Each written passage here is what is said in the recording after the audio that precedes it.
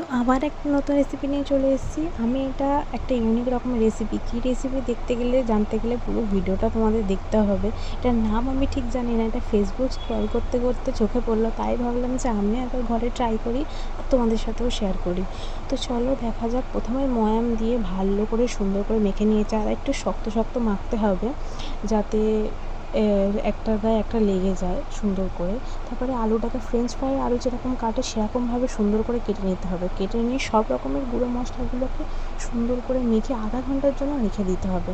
আর যেরকম নিমকি বানালে যেরকম সুন্দর করে ময়দাটাকে গোল করে বেলে কেটে নিতে হয়, সেরকম লম্বা লম্বা করে কেটে নিয়ে এই আলুর মধ্যে সুন্দর করে রোল করে পাকিয়ে পাকিয়ে পুরো আলুটাকে পাকিয়ে দিতে হবে আটাটাকে ময়দাটাকে দিয়ে।